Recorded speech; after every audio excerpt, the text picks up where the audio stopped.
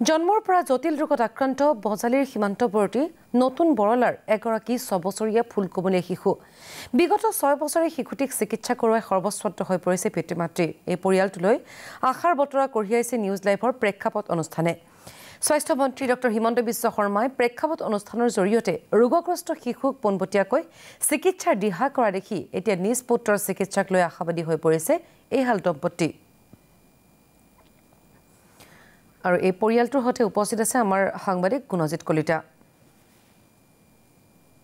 নিশ্চয়কৈ বজালিৰ নতুন বৰলাৰ এগৰাকী কণমানি শিশু 6 বছৰীয়া শিশু পৰশমণি দাস আৰু পৰশমণি দাসে বিগত 6 বছৰ ধৰি তেওঁ জন্মৰে পৰা এক জটিল ৰোগত আক্ৰান্ত হৈ আছে তেওঁ ইউৰোলজি বিভাগৰ এক জটিল ৰোগত আক্ৰান্ত হৈ আছে আৰু কেনেদৰে আক্ৰান্ত হ'ল আৰু তেওঁৰ চিকিৎসা সম্পৰ্কে কেনেকৈ চলি আছে সমগ্ৰ কথা মই জানিম তেওঁৰ পিতৃ আছে মোৰ লগত যে আপোনাক প্ৰথমতে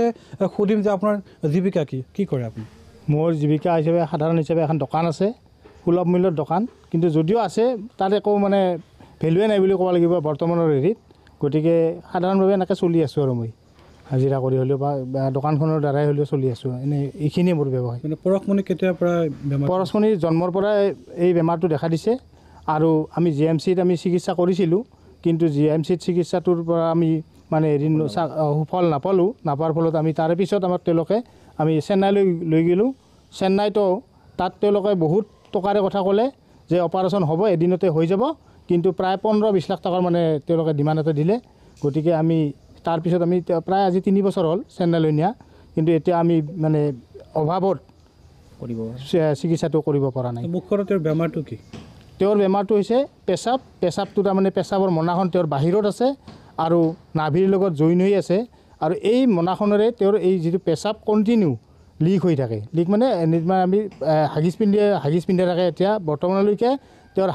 হাগিছৰ নামতে আমি মোটামুটি 3-4 হাজাৰ টকা মাহত পেলাই দিব লাগে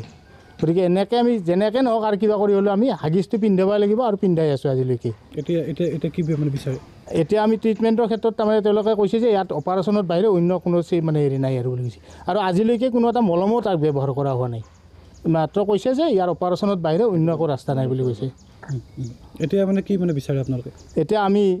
আমাৰ স্বাস্থ্যমন্ত্ৰী ডাঙৰীয়া হিমন্ত বিশ্ব শৰ্মা ডাঙৰীয়া তেখেতক আমি এটা যোৱাকালি মই দেখিছিলোঁ প্ৰেক্ষাপট বুলি এটা অনুষ্ঠান দিছিল তাত নিউজ লাইভত তাত তেওঁৰ পৰা বহুত সঁহাৰি পাইছে আৰু ময়ো মোৰ এই দুৰ্ভগীয়া এই ল'ৰাটোক সেই স্বাস্থ্যমন্ত্ৰী ডাঙৰীয়াই যাতে যিখিনি অপাৰেশ্যনৰ নামত ট্ৰিটমেণ্টৰ নামত খৰচ পাতি হৈ যায় এইখিনি যাতে তেখেতৰ পৰা সঁহাৰি পাওঁ সেইখিনি হ'লে ল'ৰাটোৰ যাতে জীৱনটো বচাব পাৰোঁ এইখিনিকে মই আচলতে মই তেখেতৰ ওচৰত মই অনুৰোধ জনাইছোঁ যাতে তেওঁ ভাল ট্ৰিটমেণ্ট এটা কৰাৰ ব্যৱস্থাটো কৰি দিয়ে নিশ্চয়কৈ সমগ্ৰ কথা শুনিছে যে এটি কণমানি ফুলকমলীয়া শিশু পৰশমণি তেওঁ আচলতে জন্মৰ পৰা এই যি ৰোগ আছে সেই ৰোগত আক্ৰান্ত হৈ আছে এক জটিল অস্ত্ৰোপচাৰ তেওঁক আচলতে প্ৰয়োজন হৈছে আৰু অসমৰ বাহিৰতো তেওঁলোকে চিকিৎসা কৰিছিলে ইতিমধ্যে সদৰি কৰিছে যে চেন্নাইলৈ তেওঁক লৈ যোৱা হৈছিলে আৰু তাত চিকিৎসকসকলে আচলতে অস্ত্ৰোপচাৰৰ কথা কৈছিলে কিন্তু বুজন পৰিমাণৰ ধন তেওঁলোকক প্ৰয়োজন আৰু যি ধন তেওঁলোকৰ হাতত নাই কিয়নো এখন সুলভ মূল্যৰ দোকান দি পেলাই সাধাৰণভাৱে তেওঁলোকে জীৱন নিৰ্বাহ কৰে আৰু তেনে পৰ্যায়ত ইমান এটা বুজন পৰিমাণৰ টকা তেওঁলোকে কেনেকৈ সংগ্ৰহ কৰিব সেই ভাবি তেওঁলোকে অথাই সাগৰত পৰিছে আৰু এই ক্ষেত্ৰত স্বাস্থ্যমন্ত্ৰী ডক্টৰ হিমন্ত বিশ্ব শৰ্মা তেওঁলোকে সহায় কামনা কৰিছে মাতৃ আছে মোৰ লগত আপোনাৰ পৰা জানিম যে কি ক'ব নিশ্চয়কৈ মাতৃ যথেষ্ট আৱেগিক হৈ পৰিছে কিয়নো তেওঁৰ চকুলো নিগৰিছে আৰু পৰশমণি এটি ফুলকমলীয়া শিশু মৰম লগা শিশু গুণজিত কলিতা আপোনাক ধন্যবাদ জনাইছোঁ